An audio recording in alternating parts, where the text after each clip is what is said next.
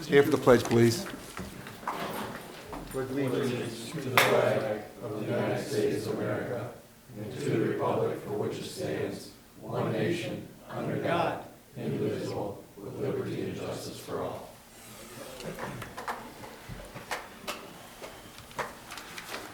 Welcome, everyone. This is Monday, October 7th. Do you have any questions or concerns or anything? Come up to a microphone, tell us your name and your address, and tell us what's on your mind. I'll ask for the roll call. Cedar. Here. Ellery. Here. Kinsfater. Here. Koopa. Here. Laporte. Here.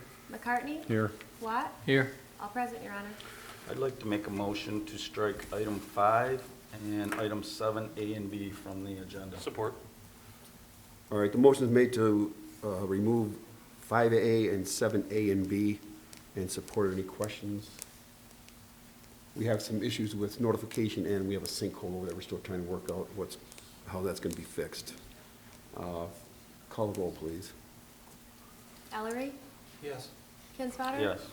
Koopa. Yes. Laporte. Yes. McCartney. Yes. Watt. Yes. Cedar. Yes. Carried, Your Honor. All right. All right, consent agenda 4A, City Council minutes of September 16th, 2019, regular meeting recommendation approved, and B, Planning Commission minutes of July 10th, 2019 meeting recommendation received. Motion to approve A and B as presented. Support. Any questions? All in favor, say aye. Aye. Opposed? Go right to number 6. We have a presentation tonight. Jim Beers here, some St. Clair County Trails Plan. Jim? Good evening, Jim Beers, 1620 North Delano, St. Clair. Appreciate you taking a few moments to let us bring you up to speed with something that's happening countywide and also here in St. Clair. I know you've got a little bit of information in your packet, but the overall picture is that the County Board Commission authorized a study to be completed by Smith Group. They basically looked at the county in its entirety to evaluate the condition of trails and to look for gaps, specifically focusing on the Bridge to Bay Trail, which I think all of us know. About 25 years ago, the concept of Bridge to Bay Trail was floated out there. A lot of sections of it got built, including section running through St. Clair and through East China Township. And if anybody rides a bike, you know that there's gaps in those trails. So what the Smith Group study did was not only evaluated the condition of all existing trails, but they identified those gaps, and then they classified them as critical or important or, well, I forget the other word, but basically transformative is the other word that might change the conditions completely. The county has established, or not the county, out of that study, and with some help from Community Foundation and Randy Meyer, a governance advisory board or a governance board was created to really push the development of trails countywide. And in order to do that, there needs to be an entity. Some of the grants that are being offered are not available to municipalities. So Friends of St. Clair River has stepped forward and is going to expand their mandate and pick up not only stewardship of the St. Clair River and various parks around the area, but also to pick up bike trails and water trails under their authority and make themselves available as an existing 501c3 to obtain grants.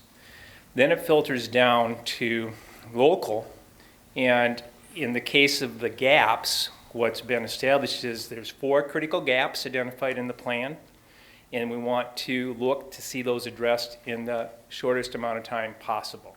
2 of the gaps are in Port Huron, one is in Marysville, and one is in St. Clair, specifically from Kearney to Riverside. And in the study, and I think this is included in your packet, in the study there was a route identified as down Clinton. We did have a first meeting of a St. Clair Advisory Board.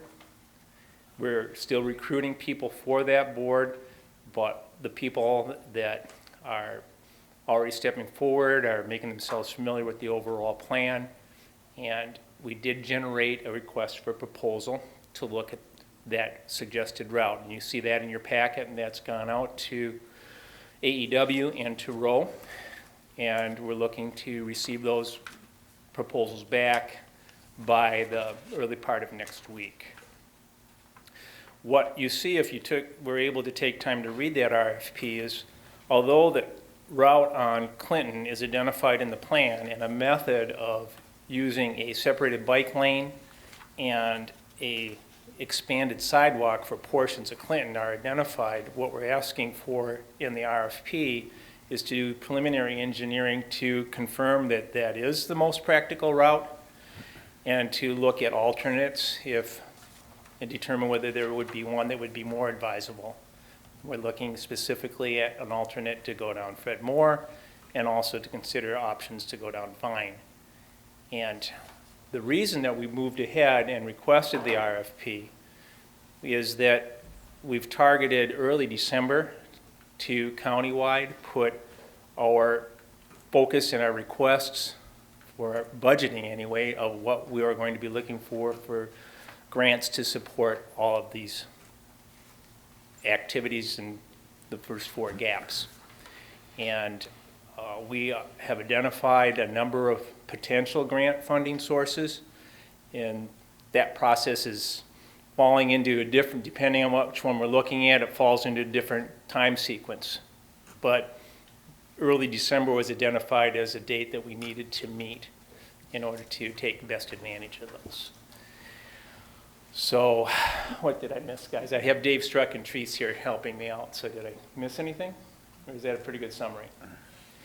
And really that's what I wanted to do, is provide a summary tonight, but also let you know that we would be bringing back a recommended proposal to you to consider for contract approval. The other thing that I can add is that although we're asking the city to approve and pay for this preliminary engineering study, there's some flexibility in that as far as county park funds are concerned. And on that note, I'm wearing my county park hat as a park commissioner, and we will be acting formally on that opportunity Wednesday of this week at our regular meeting, but we had already discussed it in finance and reviewed it with Jeff Bohm. So a little bit different twist on how we would fund, where normally a project of this type, County Park would provide a share of matching funds as grants were obtained, and we would look at the preliminary engineering expense as something that would be eligible for advanced matching funds if the city so approves of the contract, but is looking for assistance in paying for it. So I'll throw that out there now so you understand where we're headed with this, and we're hopeful that you can support the concept of closing that gap and work with us and the selected engineering firm to make the choice of what the best location is going forward. And open to any questions you might have. You're just looking to give us information tonight, we're not getting it. Exactly, no action tonight, just letting you know where it's going. And as I understand, I think most of you, and at least tangentially, are aware of the study that had been done countywide and that this initiative is out there, but to really be involved in it, have had a chance to really review the data that's available in the study. There's really a lot to look at. It's well done. The engineering, however, in my opinion, and I think most of you know I am an engineer as well, they made a choice, they evaluated, and they did this with all the gaps. They evaluated and visited the communities, and they looked at where was the best place as they reviewed the data in front of them, but they did not engage the communities such as St. Clair. The Smith Group did not come here and say, hey, St. Clair, what do you want? So it remains St. Clair's responsibility to say, yeah, we think you made the right choice and we'll support that one, or say, you know, for a variety of purposes, we think moving it to this street or doing it in this fashion would be a better choice for St. Clair.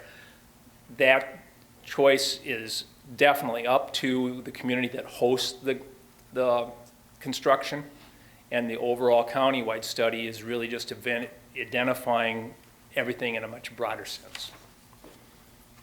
So Jim, is the purpose of this to get the bike trail to 29? Exactly. Why wouldn't they just finish what they started on Brown Street? That's a possibility, but when you look at one of the key goals now that's identified in any trails initiative, it's to tie the economic centers of the communities together. So if you took a route down Brown Street, you'd be bypassing downtown. So the idea is let's ideally take it right down Clinton and then extend it north, and you are taking all of that through biking activity directly through the center of St. Clair. That is something they're looking at doing in each of the communities. This says that the lack of parking on the street and the overly wide travel lanes, unused pavement areas, going to more of a commercial area be constructed provided as connected. Why would we go down to one of the busiest streets in the whole town? That's why, Steve, that's exactly why we're directing it to have additional engineering looked at to consider, does that make sense? I had the same questions, is it, because they were looking at, as you just said, Mike, 10-foot wide travel lanes on Clinton. Because the back-to-back 30-foot allows that expansion the way they've detailed it out. And is that adequate? Is that safe? How will that work? I did not attempt to answer any of those questions, but that's what drew me to recommend taking a step back from that particular recommendation and having qualified engineer look at that and determine, does that make sense, or do they have safety concerns just as you expressed just now? And is there a better route or a better method? And if we're not in the street, are we constrained because of right-of-way? I haven't looked at any of that myself yet. So Clinton's not the only one they're gonna look at. We directed them specifically to look at Fred Moore and Vine. But Vine Street does the same thing, it takes you away from town. It takes you away from town, but at least you're catching the edge of it. The north end. So, you know, Fred Moore would make more sense, it takes you to the same spot. Right. Vine, you would be trading off exactly what you said, Tom. You'd be trading off, you wouldn't be hitting the economic center of town. But if we look at, for reasons that Fred Moore and Clinton are not going to work, then Vine would be the next option to look at. So there's no priority for either one, for any of the three. No, not from our advisory group. We're saying, yep, the study says one thing, but as I said a few moments ago, the route for St. Clair is St. Clair's route to choose. This route was chosen without consultation of St. Clair. So we know more about what works for us than somebody walking in and doing a quick look and trying to connect the dots and what made sense to them at that time. Again, the study's well done with a lot of data, but if that's not the right spot or the right method, then we need to find a better Well, one. they're gonna give us those three options, right? Steve's here tonight, so you could actually address that. I can't give up my secrets. But that's what he's been directed to do in the RFP, yes. Anything else for Jim? I'm glad you're involved with this, Jim, thank you. You're welcome, my pleasure, thank you. All right, let's move to number 7C. Resolution 1921, Commercial Facilities Exemption Certificate on the Vine LLC, Dan Casey.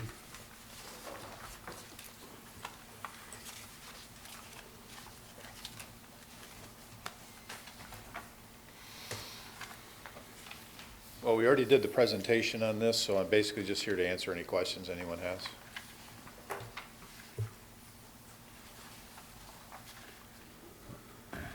A couple meetings ago, somebody asked what the taxable value on that building was, and it's in here, taxable value is 19.6, SEV is 25.3. This is the old Marcella building, Correct. so people know. 12 years? Mhm. Any questions for Dan?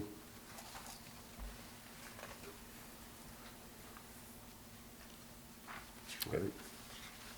We'll need a motion for a resolution. I'll make the motion. All right, the motion's been made by Member McCartney, supported by Member Support. Kufa. Supported. Any questions? Double support. Double support. McCartney, Kufa. McCartney made the motion, Kufa supported. All right, call the roll, please. Kinsfater? Yes. Koopa? Yes. Laporte? Yes. Yes. McCartney? Watt? Yes. Yes. Ellery? Yes. Cedar? Yes, Sorry. Carried, Rod. thank you. Now let's go to D. Resolution 1922, Local Pavement Warranty Program, Mr. Pangori. Good evening, Mayor and Council. As part of the transportation funding package that the state legislature passed in 2015, one of the pieces of that requires all local agencies or local road agencies to adopt a resolution to implement a local payment warranty program and a resolution to adopt a local agency payment warranty program. The state of Michigan took a couple of years to put the warranty program together. The resolution to implement the local payment warranty program outlines what you're obligating yourself to. And essentially, the key is that you are obligating to consider the warranty on any project that includes $2 million or more in pavement-related items. So that would be the asphalt or the concrete, the base, the under drain, and if it includes any state or federal funds. So the chances of that happening are, I guess in the time that I've represented our firm here in the city on pavement projects, we have not had one project that would have met that criteria. But if you end up with a large paving project, you're obligated to consider the warranty. You don't have to have it, but you're obligating yourself to consider it. The original, or I should say, the state gave all local agencies until, I want to say, September 13th or 14th or somewhere along there last month to adopt these two resolutions. We're a little bit behind the 8 ball on doing this, but there's no penalties for not doing it when it was required. So it's a little complicated, but I'd be happy to try to answer any questions that you might have related to it. So if somehow we did do a project for $2 million, and if we did do the warranty, are we saying we're warranting this road for so many years?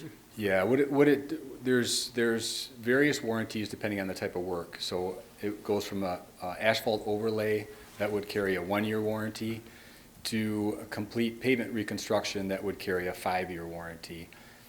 Prior to this law, anytime you used federal funds, projects that came to you through the SCOTS program or the TIP program, where MDOT was involved, there was no warranties on those projects. The day that you accepted the project, Clinton Avenue, for example, once that project was done and the punch list was accepted earlier this spring and the city accepted that project, that was the end of the warranty period on that job. Moving forward, you'll have the ability to consider a warranty on those types of projects. Even if it's less than $2 million, you still could request the warranty if there's state and federal funds involved. When you do your own local projects where you're bidding it locally, we include in those specifications a 2-year maintenance and guarantee bond as the normal practice. So it's closing a gap on these MDOT funded projects where in the past you didn't have any warranty at all. You can continue along those lines, or you can choose to require the contractor to provide a warranty moving forward. Since this is sounds like mandated by the state almost. That's correct. It was part of the law. Are they providing some kind of warranty insurance for us? I mean, they're just saying you're on the hook.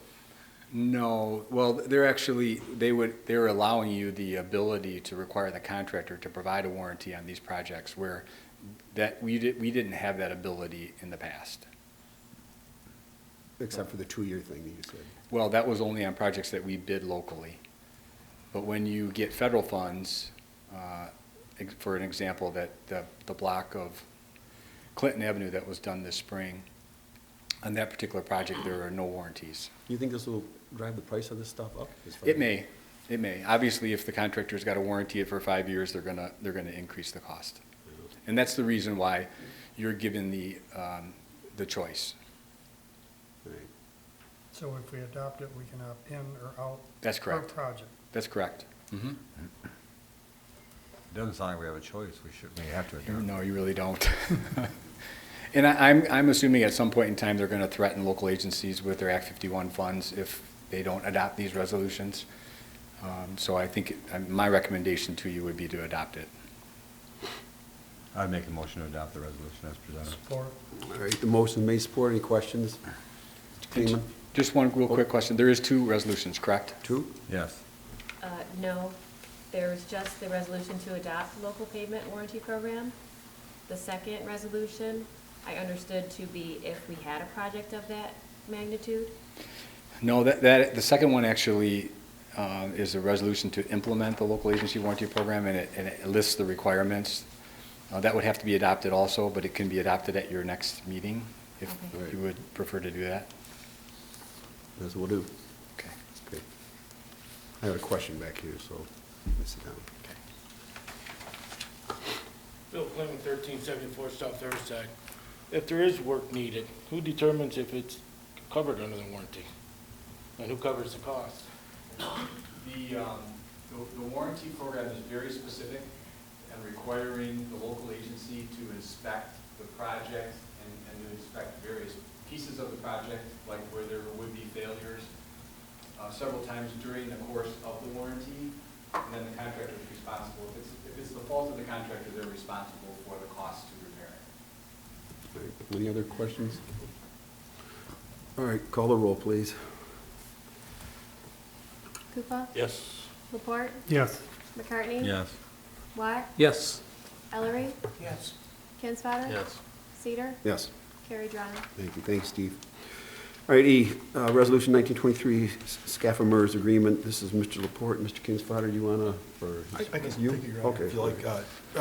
Your Honor and members of council, before you is a proposed resolution concerning the St. Clair Fire Authority's relationship with the Michigan Employees Retirement System.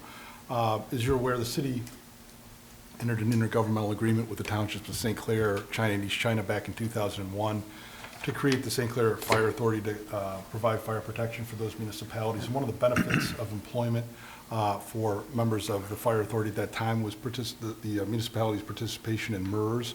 Now, we fast forward approximately 20 years, and there are no longer any full-time employees of the fire authority. Nobody's deriving a benefit from the fire authority's participation any longer. It's completely volunteer-driven.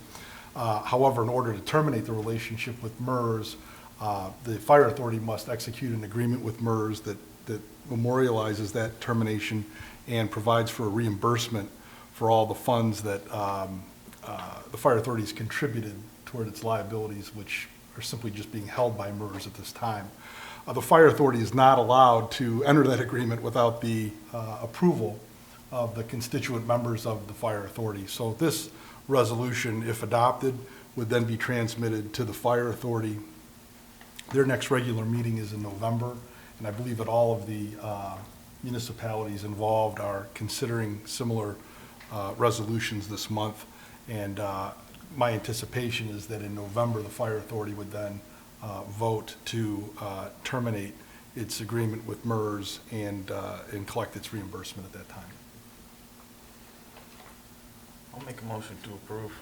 I'll support. All right, motion made, support. Questions? Call the roll, please. Laporte? Yes. McCartney? Yes. Watt? Yes. Ellery? Yes. Kinsfater? Yes. Koopa? Yes. Cedar? Yes. Carrie Dryer. Thank you. All right, we'll go to number 8, Reports Administration. Ms. Sturdy, you have anything tonight for us? I do not. No? Any questions for Ms. Sturdy? All right, Mr. Attorney, you have anything? I have nothing this evening, Your Honor. Any questions for Mr. Downey? All right, City Department, C. Yes, Your Honor. I just wanted to let everybody know the ballots are available for the November 5th election. There is one proposal on the ballot requesting a 20-year renewal of 1 mil per city employee pension funding. Sample ballots are also available in my office. You can check michigan.gov/vote also. Thank you. Okay, D, authorities, boards, commission, committee chairs, council reps. Anybody have anything? I do have something, Your Honor. I want to say a big thanks to the Cemetery Board of Trustees and Clerk Sturdy for the job that they did putting together the Community Cares headstone and marker cleaning a couple weeks ago at the cemetery. We had, I think, just over 40 residents show up for the 4 hours, including 2 of the cadets volunteered their time, and then one of the city DPW employees that's a member of the fire department stood by to help with any aid for first aid or something like that. But it was a big success, and I think we completed almost 2 full sections. So, Thank you. thanks. Yeah. Thank you. Good job. Thank you. Okay, number 9, no unfinished business. We'll go to 10, new business. A, approve special event for Schulte Insurance 5K Zombie Run, Chief. Schulte Insurance has requested to have their 5K zombie run on October 19th, and all the paperwork is in. It's going to be the middle school route, so it doesn't require police or anything, so. Motion to approve. Support. Any questions? All in favor, say aye. Aye. Opposed? B, special event, lighted Santa parade and tree lighting ceremony. All the paperwork's in for our annual Santa parade, and I recommend you approve. Motion to approve. Support. Motion's made, support. Any questions about the Santa parade? No. All in favor, say aye. Aye. That's November 22nd. Thank you. So- November 22nd. All right, C, application for interest in the Detroit Institute of Art Inside Out program.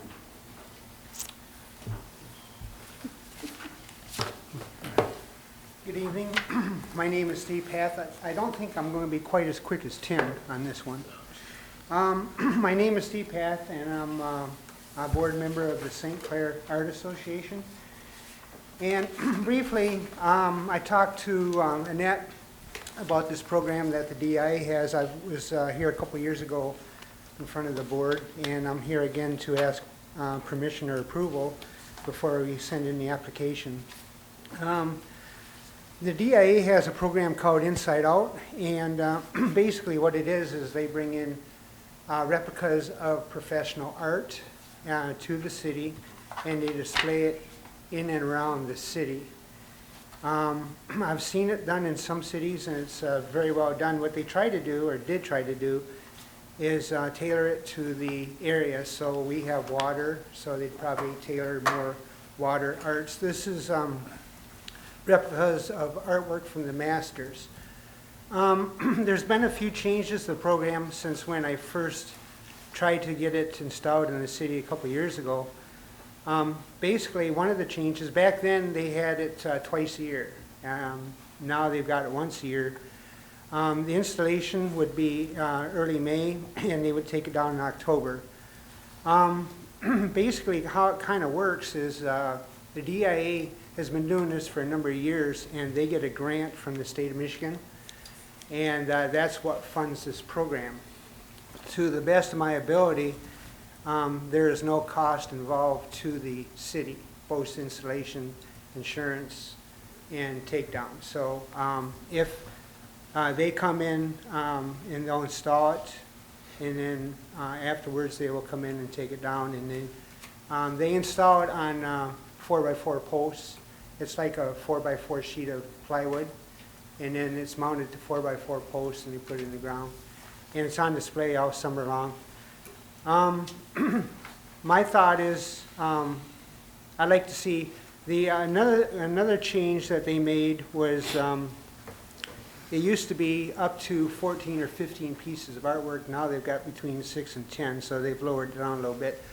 Also, years ago, they used to want to hang some of it on buildings, but I think they're more or less concentrating on just installing it into the ground. So the first step is I kind of wanted the approval of the city council to do this. It's very hard to, with the Inside Out program, they've got a number of segments to this program. One is they have a circle close to the DIA in Detroit, and then they have another program that goes statewide, and then they have still a third program that goes beyond the state. So I think we would qualify, when I first applied a couple years ago, they tried to get us into the Detroit segment, and then they moved us out. But there were certain criteria that were met that we had to meet based on the grant program, and at that time they wouldn't tell me what it was when we were turned down, so I could maybe figure out how to try to circumvent that, and so try to get the city involved. But we thought that it would be really kind of neat for the city. Again, as far as I know, there's no cost to the city. I think it would bring, especially with the inn opening up, I think it would bring some maybe needed art, and kind of based on the heels of the Michigan State University FIT program.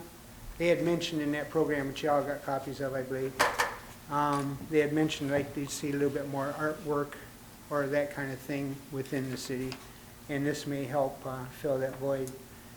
I think it would be a positive thing. I think on their end, they would help advertise, and then of course we could advertise, on our end. And I think it might be a big benefit to the city and something different. So I thought I'd try to get your blessing on it before we proceed with filling out the application, which I have to, the deadline is next month. And I didn't want to fill it out and then have them show up at your door and say, well, here we are. So I thought, well, maybe I'll address the issue tonight, maybe if I can get your blessing before the end of the month or tonight or something. Who chooses the allocations for the artwork? As the best of my knowledge, if the city is approved, they will come in and They, the DIA? they will look the area over and they'll make recommendations, but basically it's kind of up to us. By us, I mean, we'll work with the city, but personally, I would like to see most of it in Palmer Park. So then who does the installation, the DIA or? They would do the installation. And also, if, as I understand it, they've just recently had a management change, so I've been speaking to her, and I don't think there's any differences. If there were any damage incurred, then they would cover that as well. They'd either replace it or they would just take it down.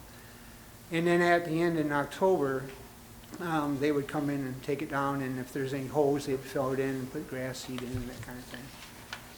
But it would be a cooperative effort, and also, because of the events that take place throughout the year in St. Clair, we'd have to, I'd prefer to meet with them as well, the powerboat races and the cars and kind of things like that, so we all kind of work together on where they would be.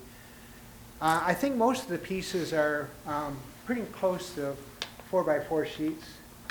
Might be a little bit smaller, some rectangle.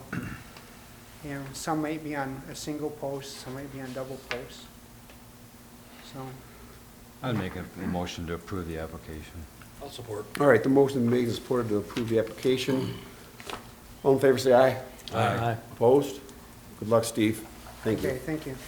Was there a comment from here? Anybody have a question? No? All right, thank you. All right, thank you. Go to number 11, claims of the council, September 19th, September 26th, and October 3rd, 2019. Any questions? Now, Your Honor, I make motion to approve as Support. presented. All right, the motion is made and supported. All in favor, say aye. Aye. Opposed? Number 12 is public comment. 3 minutes, non-agenda items. Anybody have anything from the group?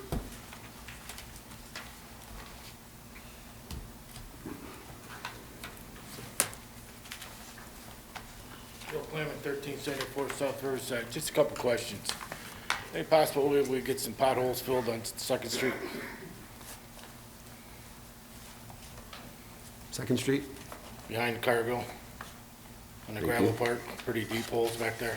Thank you. What My else? next question is, we got industrial park. What's the status on that? As far as people looking, anything along that line, or Still for sale, yes. no takers, no lookers? I think there people look at it, but nobody's making an offer yet. Anybody else? Yes, sir. I don't know if this is the right time to bring this up or not, but, Can you give us your name and address, please? okay, my name's Paul Daler. I live on South 10th Street in St. Clair. Lived here since 1989, lost my sight in 2003 due to illness. Got my guide dog. When I got a white cane, cars will stop for me to let me cross the street. But the dog, forget it. Nobody stops.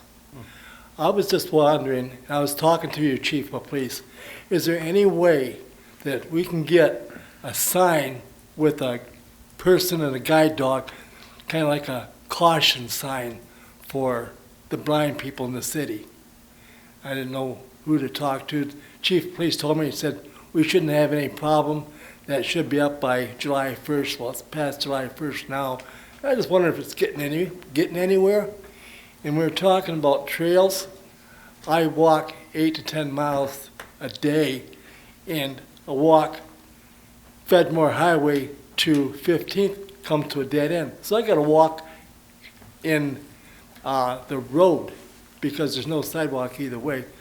And improve trails, I think that's a good idea. All right, thank you, Thank you. Paul. Chief? Yeah, I've talked to Paul and his dog. The only problem I have is I can order signs with Bob Beef, but Paul walks a lot of places, and I don't know where to put them. I can put them in the residence where on South 10th Street, but I can't put them on every street that he walks. He walks a lot of miles. Yeah. So I could put them at the entrance to the city, all the entrances to the city, you know, but he walks so much, it's just, where do I put him that would keep him safe is my question. 10th or Kearney in Clinton, it's where I almost get it almost all the time. It's a little red